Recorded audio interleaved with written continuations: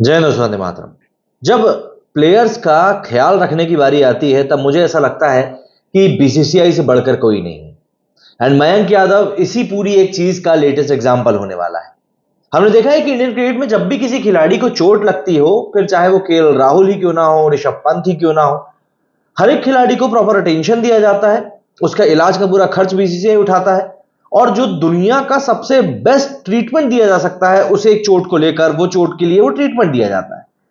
अब ऐसे में मयंक यादव, जो कि इस बार आईपीएल की सनसनी बनकर उभरे थे, शोएब अख्तर से उनका कंपैरिजन हुआ था, सबसे तेज गेंदबाजी करने का रिकॉर्ड आईपीएल में उनके नाम गया था भारतीय के द्वारा, उस प्लेयर को जब चोट लगी तो पूरे भारत को दर्द हुआ, क्योंकि समझ में नहीं आ रहा था कि आखिर अब इस सिचुएशन को किस तरीके से टैकल किया जाए कि चीजें अंडर कंट्रोल आ जाए।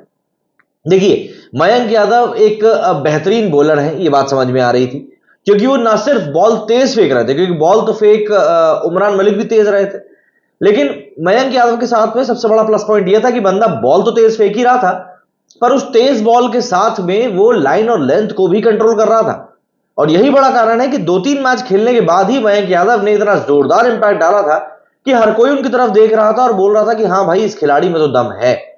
और देखिए, किसी भी खिलाड़ी में मेटल है या नहीं है, यह बात प्रूव करने के लिए आपको उसको झोंकना तो पड़ेगा।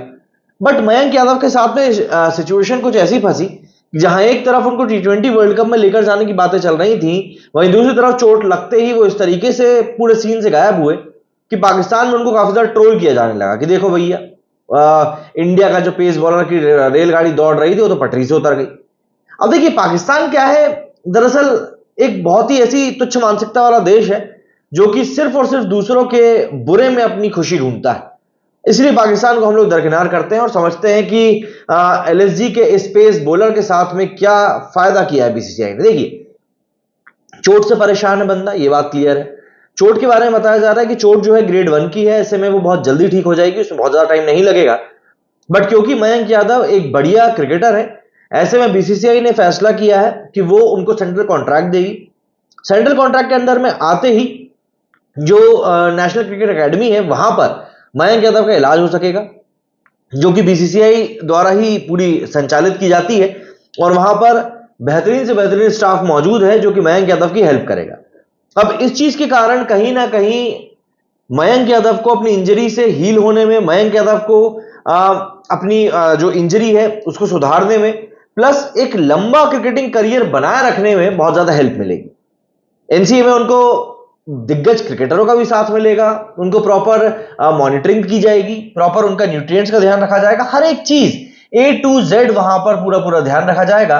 और ऐसे में यही चीज कहीं ना कहीं मयंक यादव के साथ में इस समय होनी भी चाहिए। पहली चीज तो ये हो गई।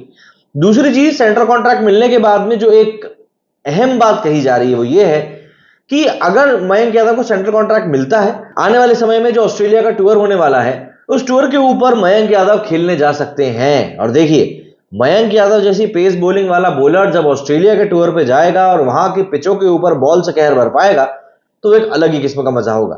तो एक बात तो तय है कि मयंक यादव की चोट जो है वो ब्लेसिंग इन डिस्गाइज साबित हुई, और कहीं ना कहीं जो हम लोग शुरुआत से बात कर रहे थे कि जो होता है अच्छे के लिए होता है, वही चीज हुई।